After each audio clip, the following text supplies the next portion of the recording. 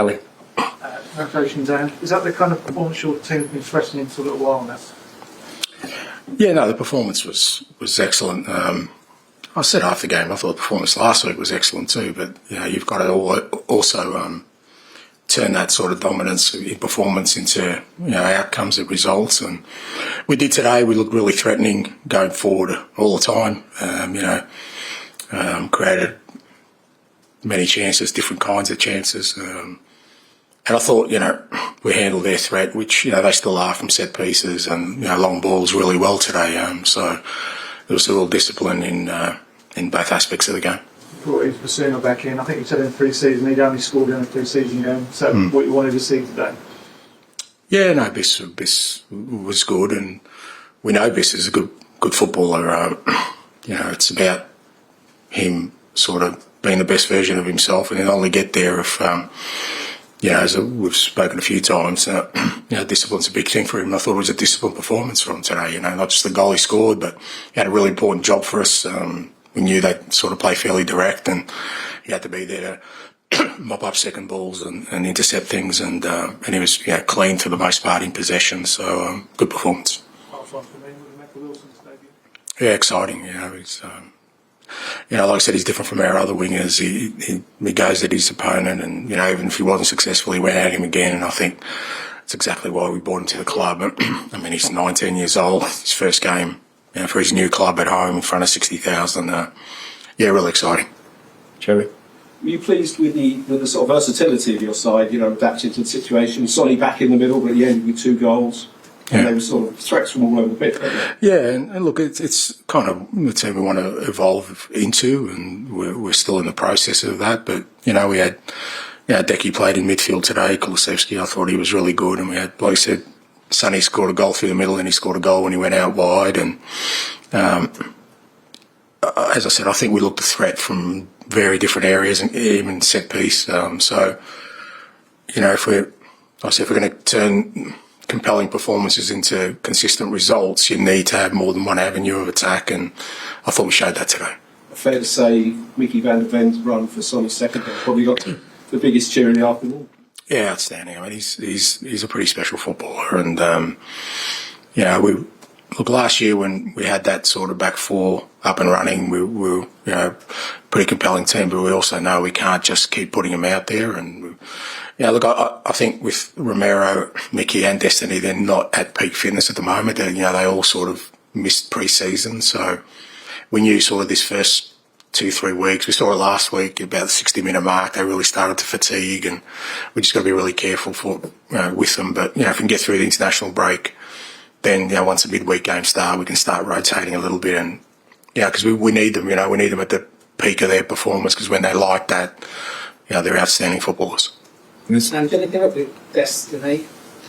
No, he was a bit sore. He sort of tightened us, both hamstrings and calves, I think. Again, he really fatigued last week as well. So trying to get as many match minutes into him as possible through this early period, just to get his fitness up. I haven't spoken to the medical team, but when I spoke to him, he just said he felt tightness. And I was going to ask you, did you feel worried when Van der Ven went down? Because I certainly did, and I think that's sort of why the fans reacted almost. They were chanting his name all the way through the game since that moment. Does that show how important he is as well? Yeah, I was worried, obviously, but I worry about all my boys, mate. They're all special to me. So look, you certainly don't want anything, particularly when it's something awkward like that, there's a real fear that it could be something, but speaking to him, he handled it okay, and he said he was fine after a couple of minutes, and look, he is important to us, but they're all important. That's why we've got to, we've tried to create a squad sort of where, we're not going to just be putting him out there week after week. I want to ask you, Sonny said he wants to be a Spurs legend. He's given so many pleasurable moments to the fans he's done it again today. Is it moments like that that sort of put him on his way to becoming a legend he wants to be?